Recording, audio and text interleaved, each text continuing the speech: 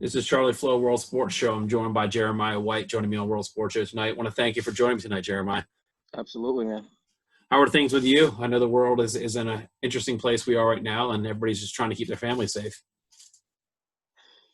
Yeah, I think everything is everyone is under pressure. You know, we have crises in several categories, right? I mean, we have layers and layers of crises stacked on top of each other, and there doesn't really appear to be an end in sight. So, um, yeah, there's quite a lot of pressure. So. Yeah, and that's something that you and I have dealt with a lot in our lives, from our playing careers into our coaching careers. And it's one of those things where it seems that most times in our life there's been some types of a roadmap, that when we've been in player situations that, okay, your coach gives you guidance of this is what maybe you could do. And as a coach, we get guidance from the players. I mean, the coaches that we look up to in coaching courses that try to help us through, but it's something that we as coaches and adults are learning just how to cope as adults with situations and even as coaches with the COVID. So it's a lot on our plate. Yeah, and the problem is that there's no manual. I mean, they're trying to create the manual, right? We're trying to build the plane while it's flying, and unfortunately, it's like, it's also disintegrating at the same time. So I don't have many answers, I'm just watching and listening and kind of waiting to see what the next moves are going to be on the soccer front. Um, you know, Yeah, so on the soccer front, we've been a couple months out where we're at in June now, early June, going into, waiting for, each state, each section to go into different phases of, yellow phase will start to do something, and then maybe green phase will be able to start actually playing some soccer. But it's making you and I as coaches dig deep into being creative of what we can have our players do on an individual level. And it has been challenging for me yeah, because it's hard for yeah, players to actually play soccer when they can't play soccer. yeah. I mean, to be quite honest, soccer has kind of been pushed to the back a little bit. It's been pushed back a little bit, and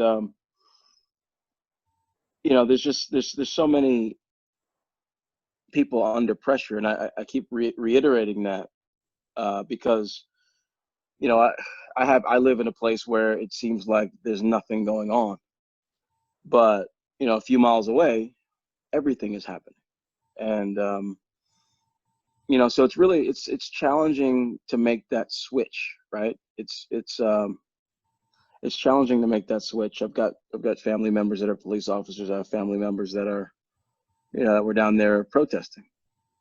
Um, so personally, personally, I'm having a hard time switching back and forth. Um, I could totally just focus on soccer and kind of stay in my little bubble and you know work with my son, but it's it wouldn't be. I don't think it'd be right. I wouldn't feel as though I was doing the right thing by just kind of ignoring such a major crisis No, that's affected me basically for as long as I can remember, right? I mean, I've had quite a few incidents. Going to the Haverford School, being around that area, down at Wake Forest, I've had incidents. I've had incidents in Europe. So while my life has kind of turned out a certain way, um, it's certainly not without incident. So it's just been difficult for me to just to focus on soccer. no, and that you are a person that obviously when walking down the street, people look at your skin, and it's one of those things where we go on to different fields. You may be the minority, you may be the majority, but you're always in looks, and it's a shame that but that there's probably not many places in the world where you can go and there's not that kind of the prejudgment, type of thing that come along with it. It's like I don't know how to feel because I've never been put into a situation where I felt discriminated against being a white male. My only comparison is having, African American and African teammates and being out with them and, getting stopped a few times because of who's with me. But I've personally never been stopped because of the color of my skin. I can walk from point A to point B, drive from point A to point B, and not worry and have somebody overlooking, and it even just as the challenges, the things that you face on the field from your teammates, coaches, players, where it's probably hard for you to think who's actually on my side, like I've wondered that with players that I don't really care when players try for my team. I want the best on my team, best care. I see if the coach has a little coin, they may pick a white player or black player just because that's their mindset, and it's a shame. Yeah, I'm going to be really honest. I mean, even as a coach, I've overheard parents saying things that, even, as a coach, right? I mean, I've overheard parents saying things that, that I find, quite uncomfortable and are, that was borderline racist, right? I've dealt with that recently. You have, people, word gets back to me. I mean, I have people that I trust and I'm really close with that tell me, hey man, this parent said this parent said that, I heard this, I heard that, and I kind of keep moving forward, because my default is just to make sure I do good work and to make sure that I'm constantly trying to stay in the forefront of things and innovate, and it's easy for me to put things in my rear view mirror, as long as I'm, again, delivering a good product and, and I have the freedom to kind of create. So you're always going to have haters when you do that. You're always going to have people that have something to say, whether it be positive or negative. But, some of it's racist, and that's just the truth. I posted on Facebook several months ago, like maybe 6 months ago, that I heard something, and, news got back to me that a particular parent said something that was blatantly racist. And I'm not going to say the place, I'm not going to say the person. It was just blatantly racist. When I was playing, it was just a regular thing, especially in Europe. When I played for Delco here, I would hear opponents call me the N-word, all that stuff. And I didn't really have anyone to go to. I remember in the State Cup final, my senior year, we had this all-star team, and we actually had like 4 black people on the team at the time: me, Oliver Quia, Byron Carmichael. There's just 3 of us, excuse me. And the player called me the N-word, and I went off. And my coach Alan Metzger, he got me sort of under control and just said, go kick their ass on the field. Excuse my language. And I did, and I ended up scoring 3 goals to win the winning goal or something like that. And and got the fair play award. But I'm saying that to say I've dealt with racist comments my entire way through as a youth player, and obviously not directly, because people won't really say anything to my face, discriminatory to my face, but from trusted friends that sort of overhear or are directly are told certain things. I mean, it still happens now, and so what's going on? Youth soccer is not immune to. It's not sort of exempt from, the sentiments that are. Youth soccer is not exempt from the larger societal challenges we have, and it's certainly in need of more perspectives in leadership. It's certainly in need of more perspectives in youth club leadership, and I actually had this debate with someone a while ago about youth soccer's. There was a photo of youth soccer staff and board, and I think I saw maybe 1 or 2 African Americans. I think it was 2, and maybe 1 or 2 Asian Americans. I don't remember seeing many Hispanic Americans, but the point was the number was so small that I said, how do you plan on, how in the world can you even think about addressing the needs of such a diverse population from a soccer standpoint, but also from a cultural standpoint, if you don't have those perspectives in the room? You know, it's important. So, I mean, not only is it just important, it's critical. And you know, so I think that, you know, there's certainly a systemic, and I don't use the word lightly. I certainly think there's a systemic issue with a lack of perspective. You know, so, but then there's this, you know, there's another question you might ask, and it's like, okay, well, like, you tend to hire people that reflect the same values you have, and, you know, you tend to hire people that are similar to you. So, you know, there's the other side that says, well, they're just more they're just more whites in youth soccer, and that's sort of the dominant group that's involved in youth soccer. So it's natural that they're hired more. And I say, well, you know, we just but we just have to do better. We've got to sort of think, you know, move from the perspective that in order for us to do a more effective job of bringing more players and more backgrounds and more, you know, I mean, they say they want more athletes, right? That too, into youth soccer. I mean, you've got to be able to not only speak their language, but also have representation of what it means to be successful in that environment. No, I think that the thing that I noticed a lot about the youth Does soccer that make sense?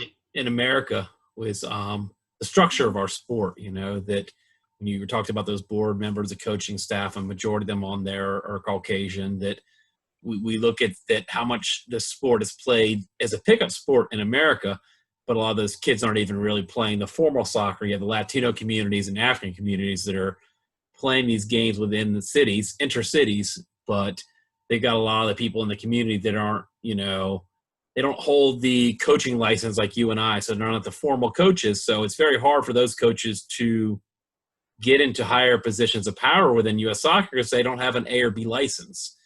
And it honestly, and it makes U.S. soccer and a lot of them people uncomfortable. And I know I'm the guy that I don't mind making them uncomfortable. It's a coach to play system too. You know, that I compare sports to our bigger sports in America, NBA, NFL. Those coaches don't have to pay to be where they are. They earn their spot. And there's nobody calling those coaches out, well, you don't have an A license, so you can't be here.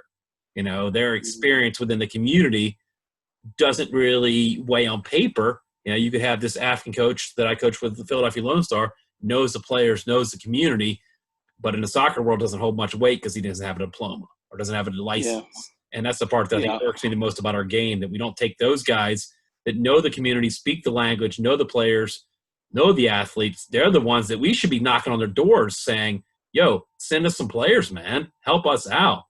But it does go back to the whole, our system's is a mess because of the pay-to-play system, you know. Well, there are people that their intention is to seize and maintain control. Okay. If I want to control something, and this is just down to our Constitution. I think I posted something on Facebook about this earlier. We have total property rights. I mean, I can own a brand completely. I can own an image or a symbol completely. And you know, a saying too. You can copyright it or own a quote, you know, some type of saying. you can own anything, right? But if I want to own an activity, what I want to do is I would probably do what U.S. Soccer is doing, which is I want to try and co-opt as much of that activity as possible, right? So I want to say, okay, well, we're going to try and make this better by standardizing certain elements of it so we can ensure quality. Now, in standardizing it, you get sort of two outcomes. You get those that don't have the experience or or the ability to teach well. They get access to opportunities because they test well. That's one outcome, right? So you open up coaching to a broader audience, and you open up access, right? So you give those at the bottom in terms of talent, let's just say talent, and ability, you give them training to sort of bring them up to a certain level. That's number one. Number two, you I'm sorry, as you gotta go downstairs. Sorry. Number two, you exclude and you push to the side, to the edges, to the fringes, those coaches that are talented but lack resources or time, right? So the coach that's developed, the guy that develops kids in, rural Texas with no money, but he uses what he has, and he's just got an understanding of how to connect with kids from that environment. He understands how to get the most out of them, and then he understands the sort of the soccer aspect, and these kids go off and they move on. That coach who had the ability to get those players to a certain point just based on his licensure can't follow them. Yep. I mean, he's given them the entire foundation, but he can't follow them. So what happens is when you cut people off due to their ability to afford or get access or be qualified to to get a license, and there's that monetary restriction or that monetary access point, you lose talent. You just take your potential talent pool and you really choke it out. So there are ways to control systems and situations and environments. There are ways to control them while making those participating in the environment or the system think that it's for the greater good. And there's examples of this. And I'm not suggesting this is directly what's happening, but I'm saying I can recognize certain aspects of sort of this thinking.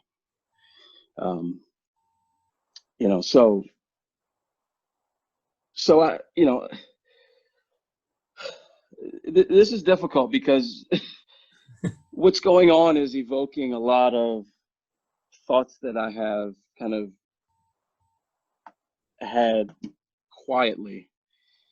And as I look at what's going on in society and I reacquaint myself with that thinking, that the thought pattern and the thought processes and the questions I've asked myself as it relates to society and being an African-American male who's lived around the world, right? Because I've lived around the planet, that has two godchildren in Europe and they're white, and a goddaughter in New York who's black, and another goddaughter who's white in Europe, and friends from all over the world of all different races, all literally like that would bleed for me, and vice versa.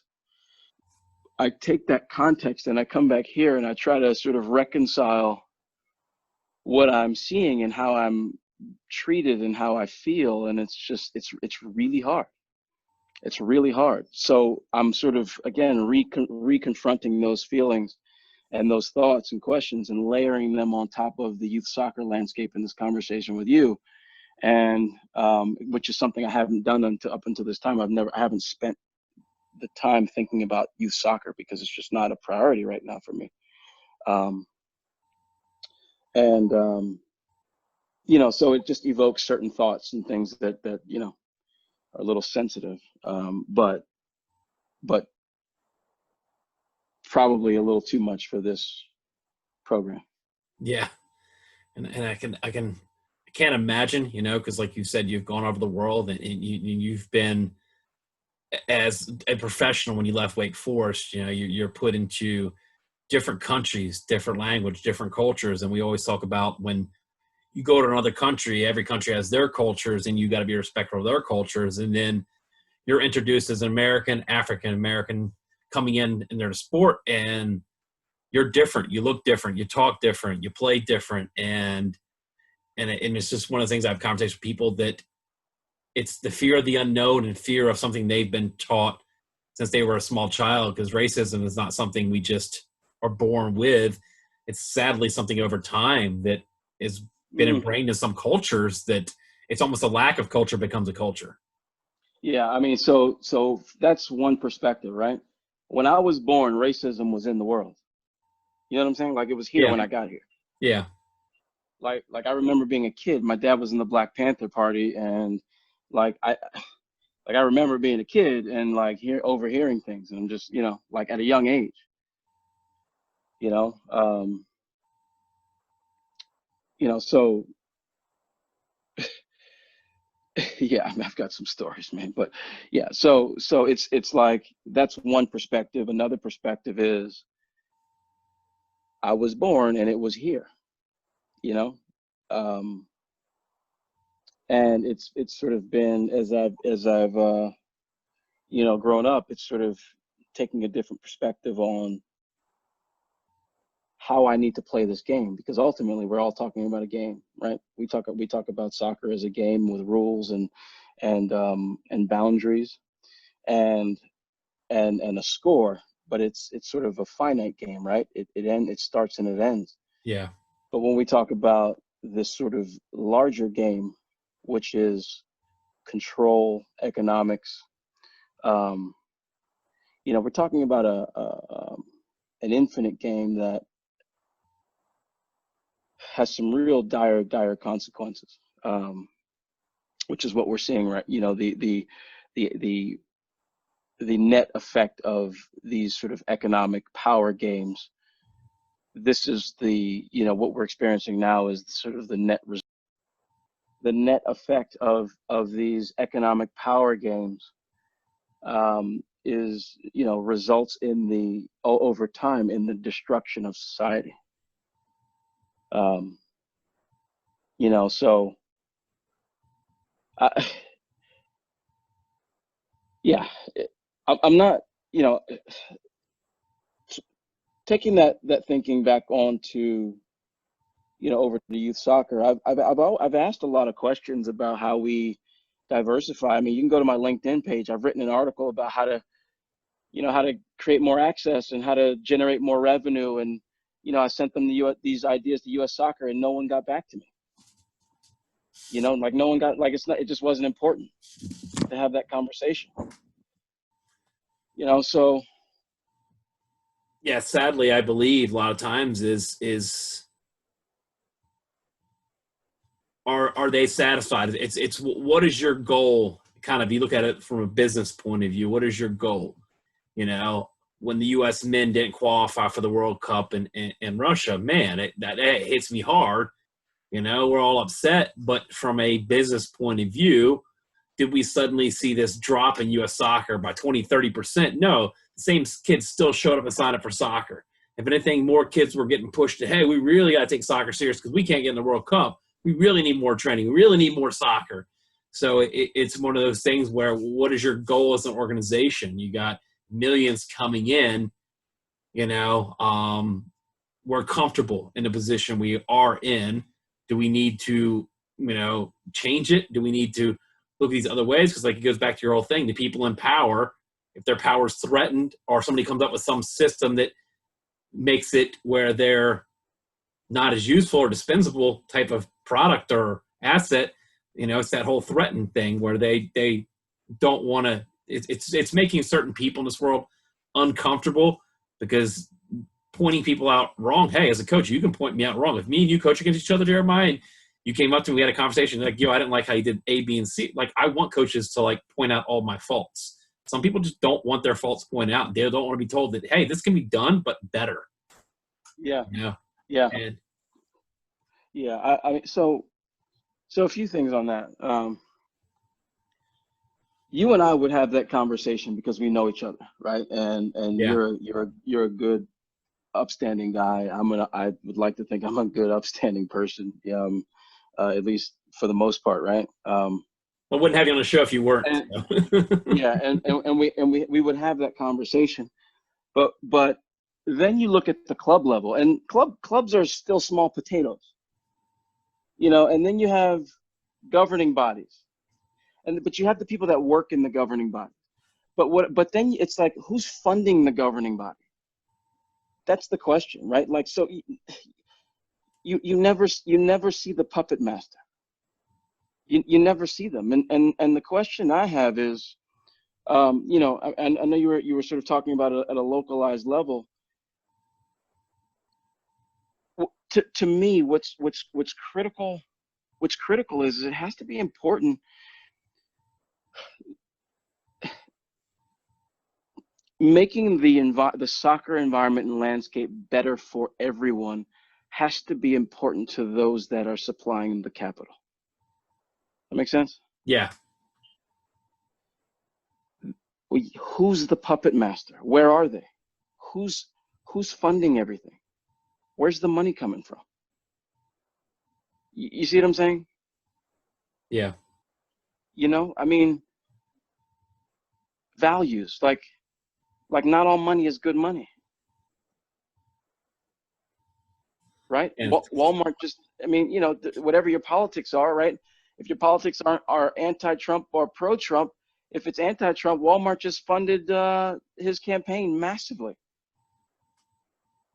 You know, it's like, where's the money coming from? And if you follow the money and you see what the money's value systems are based on what they do say and where they funnel their capital, you'll more than likely come to understand where their you know, where their values lie.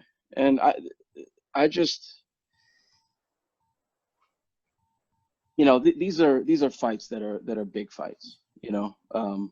These are big fights, but I almost think it's just not worth having any small conversation about a soccer coach or a soccer club, you know, like yes, the soccer clubs affect a lot of people, and you know, they're sort of the last leg and create the experience. But you know, I mean they bought into an idea system around what it means to be a part of a governing body or a league, you know, and those leagues and governing bodies, you know, they agree to uphold certain standards, and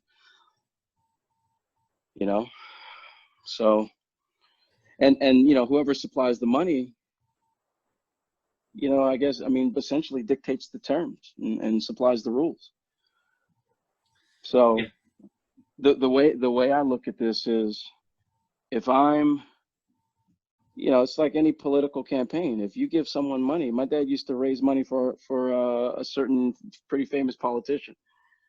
If I get you the money, you gotta get a couple things through for me, you Yeah, know. exactly. That's the name of the game, man. And you know, maybe it takes at a local level, you know, some folks just getting together and saying, okay, you know, we're gonna support X, Y, and Z club, but we're gonna make large donations, but this is what we want to see in return as it relates to, you know, the makeup, etc. Actually, I did this. I donated a classroom to the Haverford School, and I had a conversation with Dr. Joe Cox. I said, I'm gonna donate a classroom, but I would like to see a little bit more. I'd like to see some initiatives to bring more inclusion into the lower school. And he did it. He did it. He said, okay.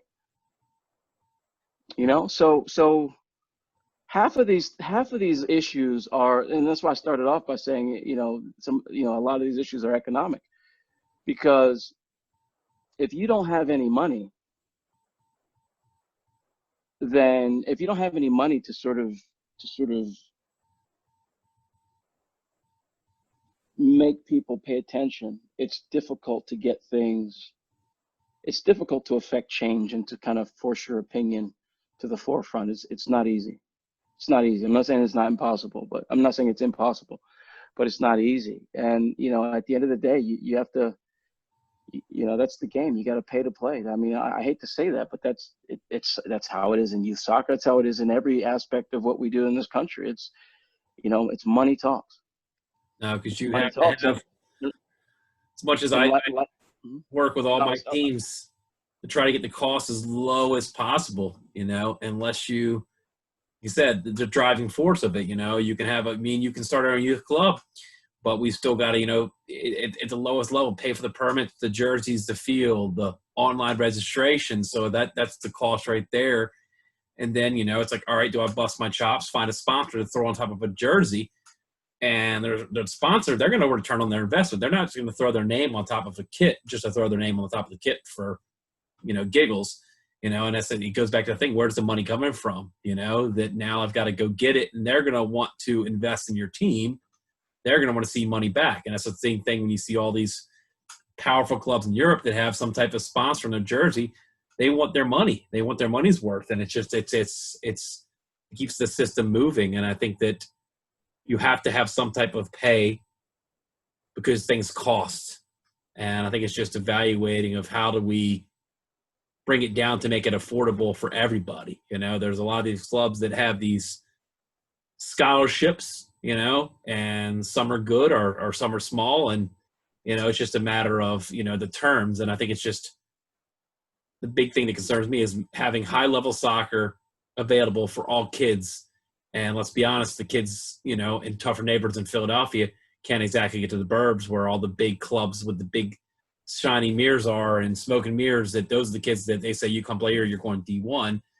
And it's just all these hurdles the kids got to jump through. So they're like, well, I'll just go play basketball or football. I don't need to go through all that. I can just play for my high school team and go D1. So I think that's just the whole argument I've had so many times, that if I'm an inner city kid, then I'm going to play basketball or football, because my pathway, if I want to go to the highest level, I don't got to pay to get there. I just got to play for my school. Yeah. So 2 things on that. If I tell a coach that he's got to pay $5,000 to get an A license, then I got a problem, because what's going to happen is that A license is going to, I need to get that money back. Yep. And I want to max out on the benefits of that A license. So I got to go to the big club and I got to get the larger pay, and that's sort of what I'm going to do. I'm not really going to take my A license and go to a place where I can't really get any money, but I can offer a really good product. And so like that's kind of one of the consequences of this, the high cost of education. Yeah. Another thing is, I just think we also haven't gotten creative enough, right? Daddy's on the phone. Just hold on.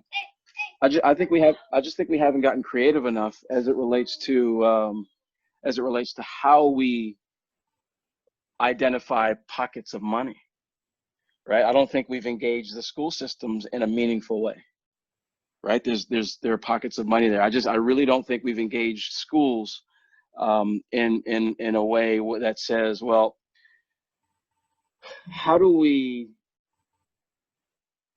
take these kids and offer them a safer, a more focused, and a more productive developmental experience?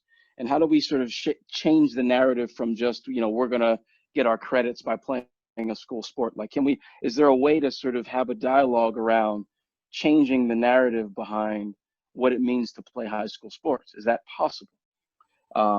Is there any room in each budget to bring in an actual trainer, I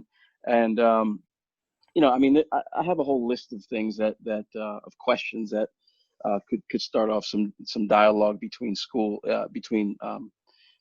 districts and youth soccer clubs, because again, that time kids spend away in high school, to transition back is often difficult. It's number one. But number two, I think I think that clubs should do a better job of creating local partnerships in areas where where talent has proven to be developed. I mean, in Philadelphia, you've got a few areas in Philadelphia where there's some talent that comes out of there. I have one kid on my team that played in West Philly for a club. I forget the guy's name. I think it's Sylvester. Yeah. And he's developed this kid who came to my club.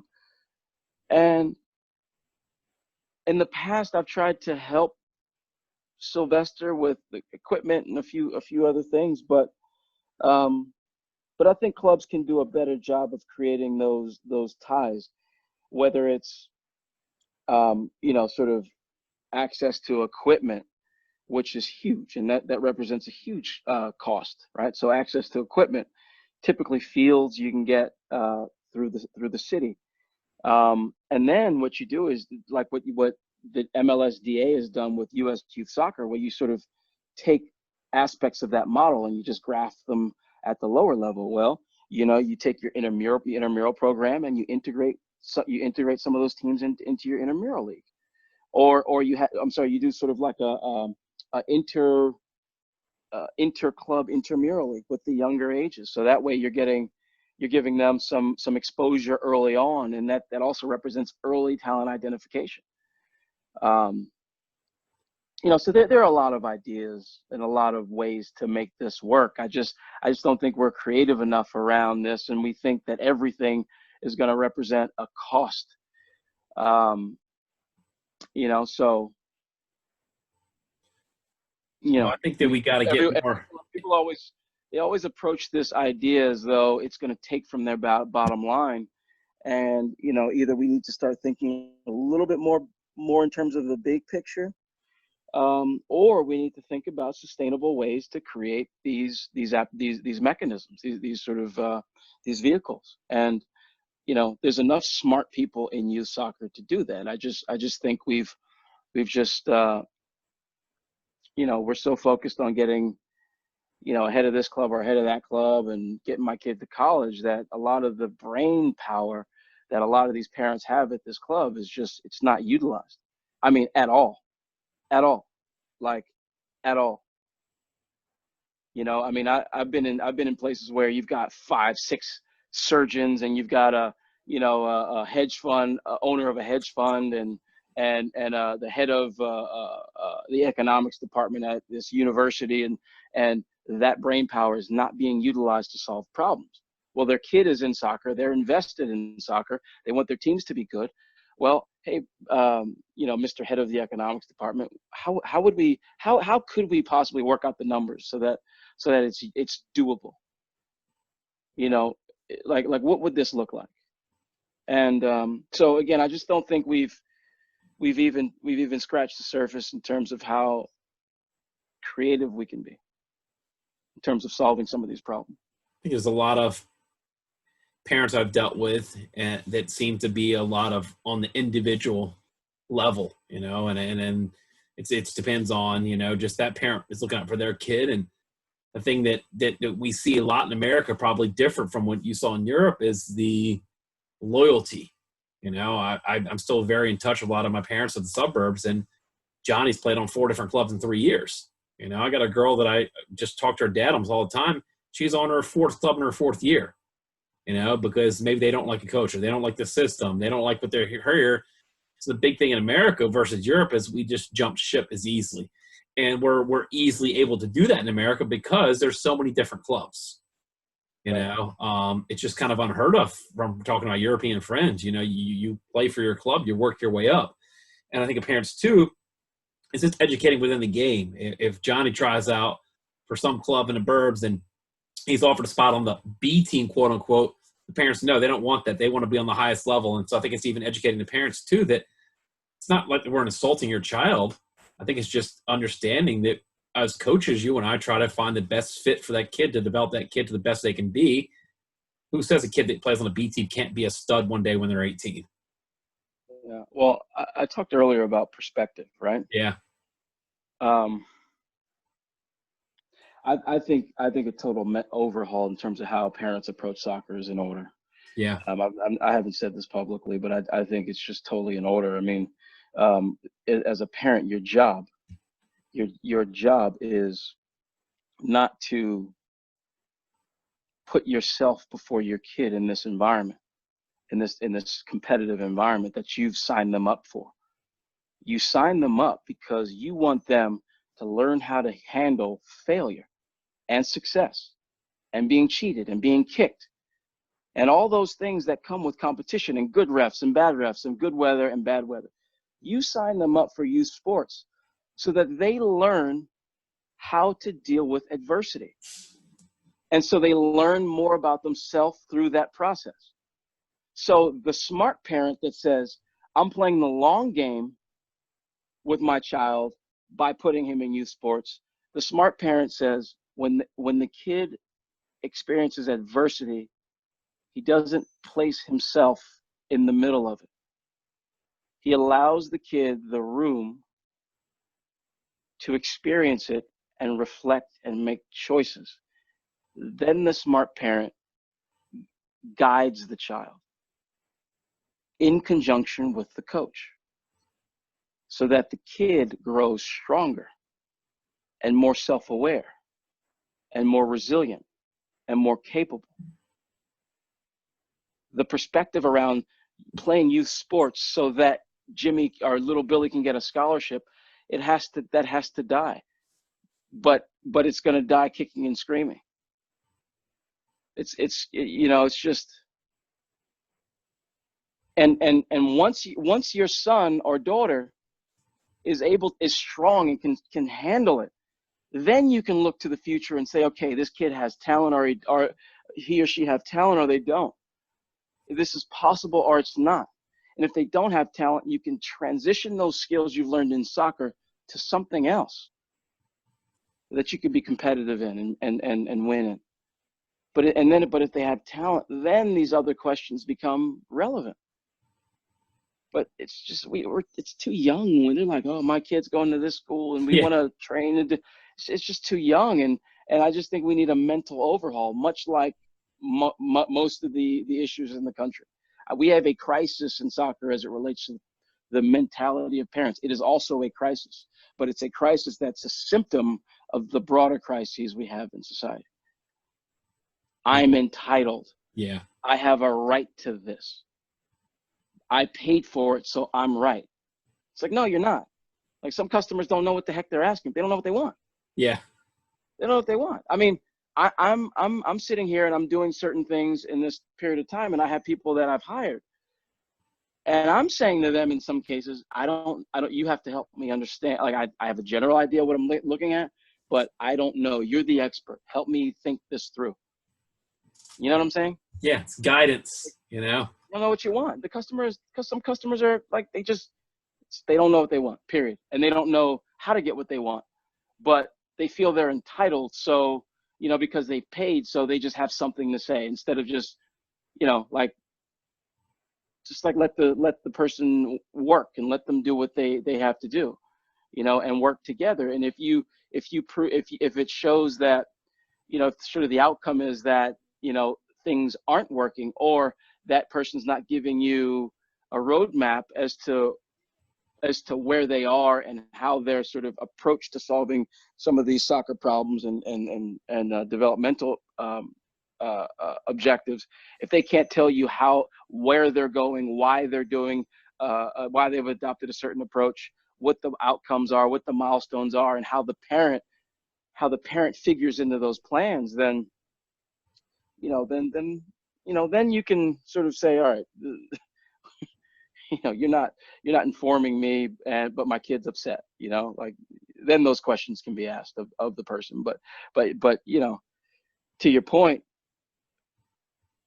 we have an uneducated consumer and an uninformed consumer making decisions because they've paid with very little resource to make those decisions. Does that make sense?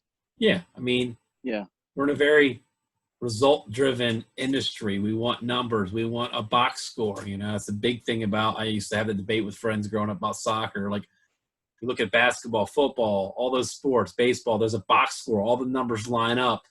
We're in a free-flowing sport where the only result you really get is the final score. So that's their evaluation of how many minutes Johnny played. Did Johnny score? Did we win? There's little different things that break down instead of the actual learning and development of a character, understanding the game. And those things are so hard to quantify, but it goes back to the customer pays for something. They want to see their results. They don't want to be handed something that we're developing your child as a person. They're mentally getting better, understanding the game.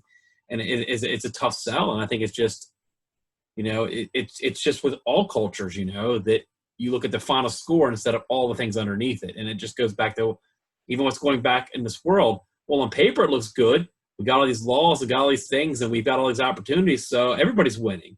And I think that they don't realize that in a team sport, you've got several teammates that are suffering. You might win, but you got people that aren't developing, and they're just kind of hidden in the back, or they're thrown up top. They're thrown in a certain position on the field that you and I talk about this all the time. Hide the lower talented kids. Where do we put them on the field? You hide them. That's just kind of how society does now. You just kind of, let's just hide those players, but we're still going to put them on the field and give them an opportunity. Yeah. Yeah.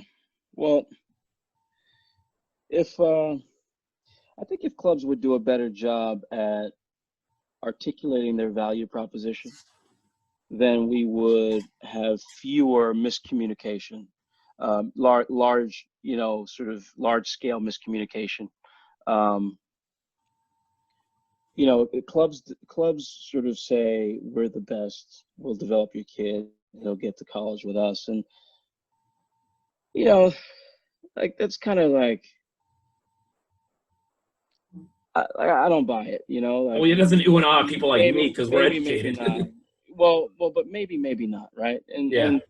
But the deal is this, and parents aren't asking at least, let me not say they're not asking the right questions. They're not asking the certain questions that I might ask, which are,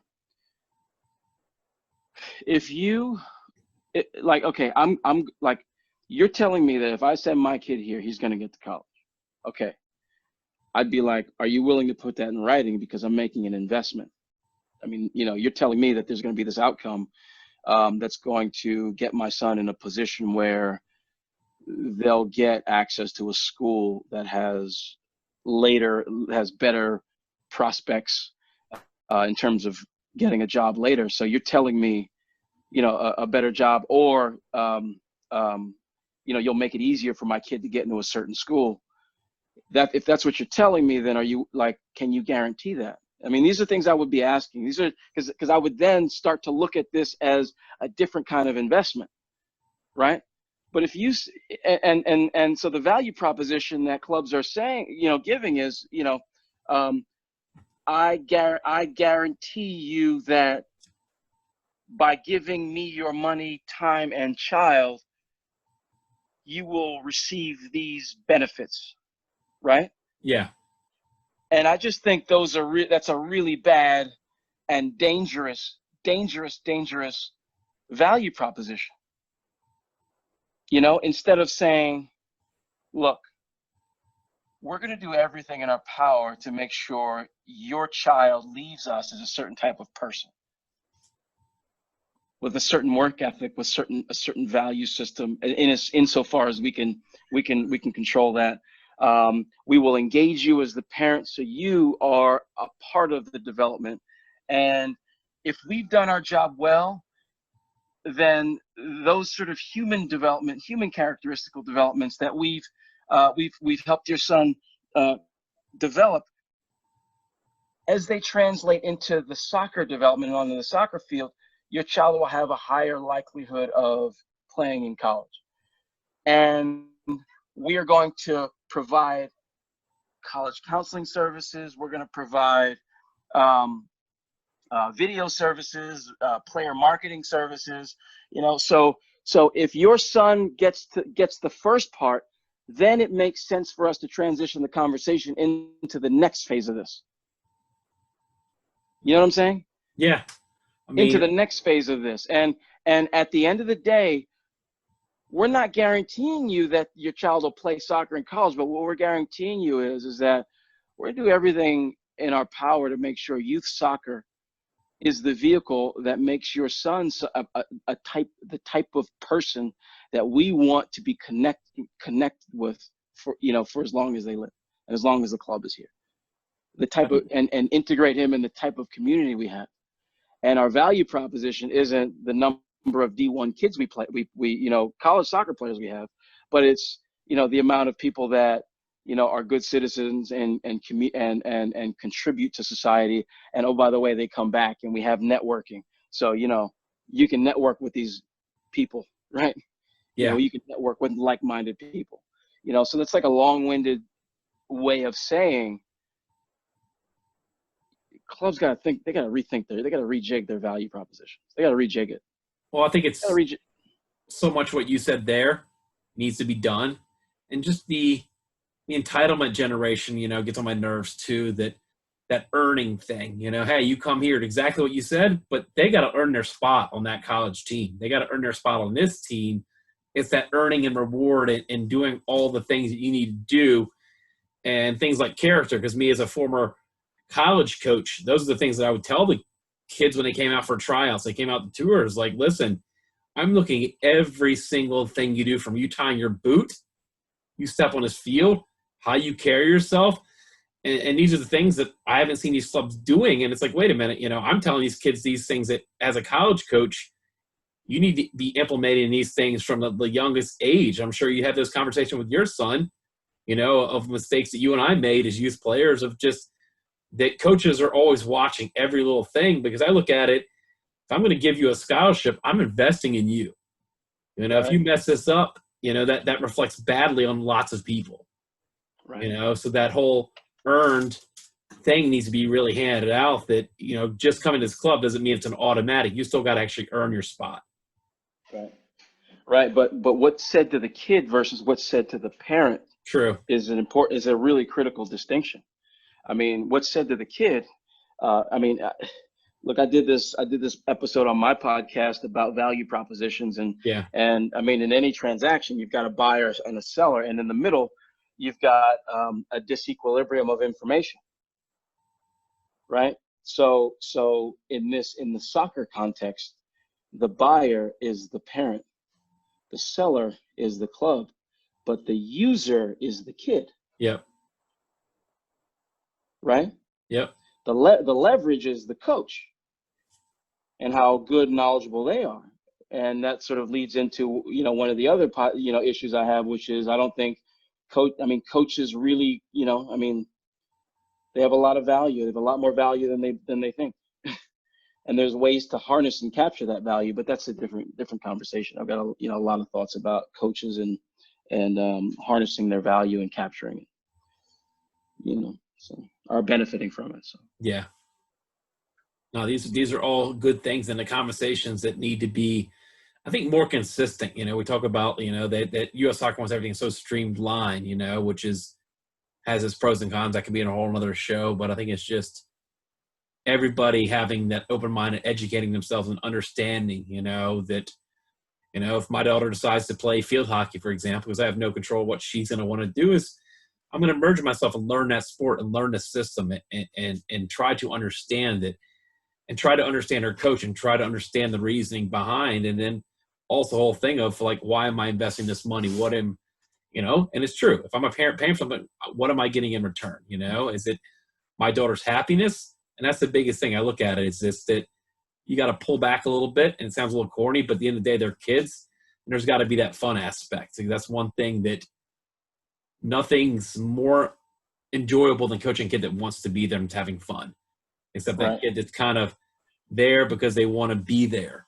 And I think that's the big thing that I've had so many conversations with technical directors and GM about, where's the fun in all this? It becomes so robotic that it's these kids spend all day going to school, and they spend an hour going to this club in the suburbs, and then they spend another hour and a half with me, but it's so structured. Where's the actual time to be creative and just let them be a kid?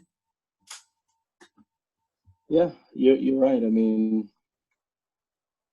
free play and, just kind of freestyling and having fun. I mean, that was, it's just important. I mean, getting together with your friends and just kicking the ball around, Yeah.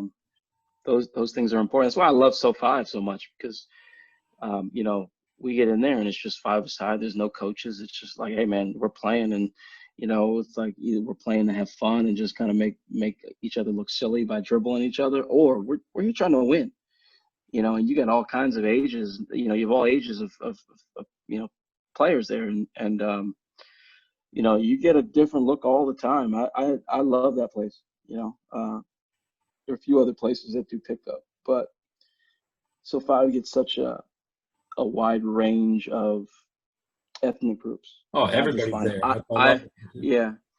I personally just find that to be something attractive. That's all. No, it's good.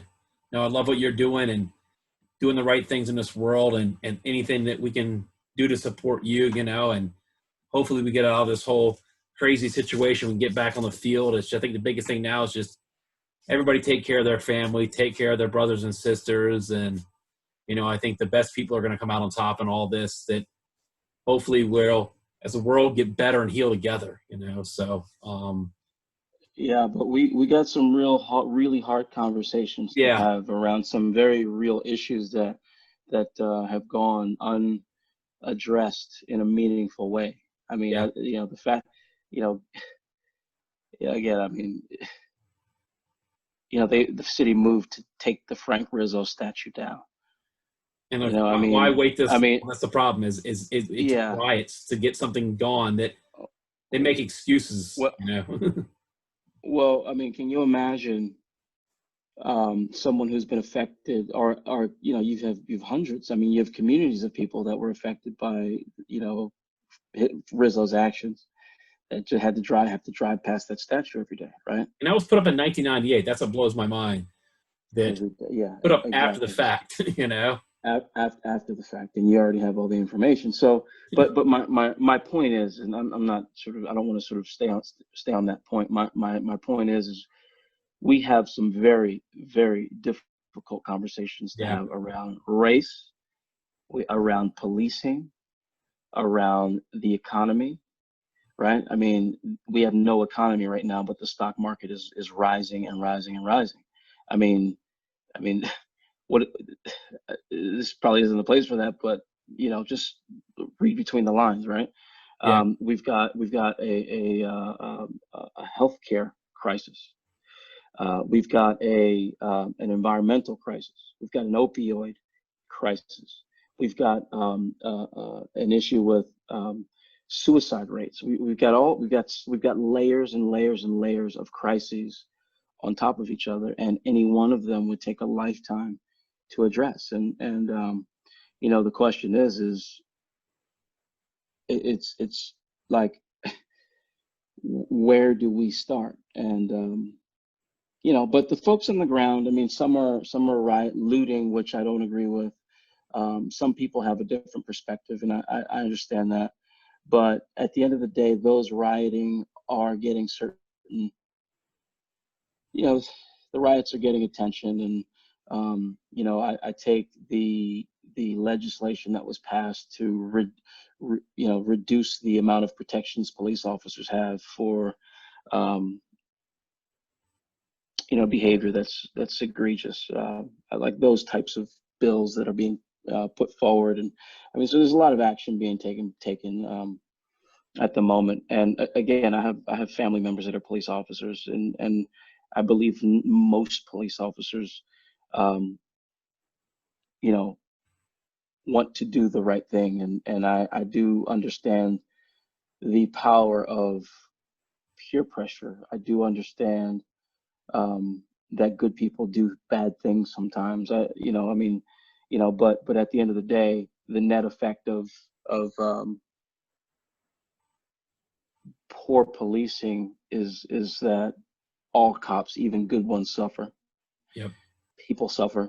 People distrust the police, etc. And I've been on the receiving end of some of that. So we've got some hard questions to have to ask, and some hard conversations to have, and action needs to happen now. We're just at a boiling point. We're beyond the boiling point. I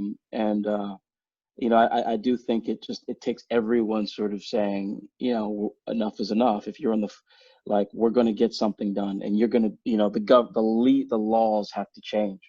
And anyone on the fringes, we kind of need to keep you on the fringes and have a constructive conversation with the moderate right and the moderate left, so we can get something done, and then we can sort of try and bring the fringes along. But yeah, we've got a long road ahead. Well, thank you for coming to World Sports Show. Unfortunately, we're running out of time. So definitely thank you for taking time out with me. We'll be back next week on World Sports Show. and I'll have a new episode for you, but definitely more objects and subjects and so much more we can cover. But thank you for coming on the show. Appreciate it, Jeremiah. Thank you. Thanks for having me.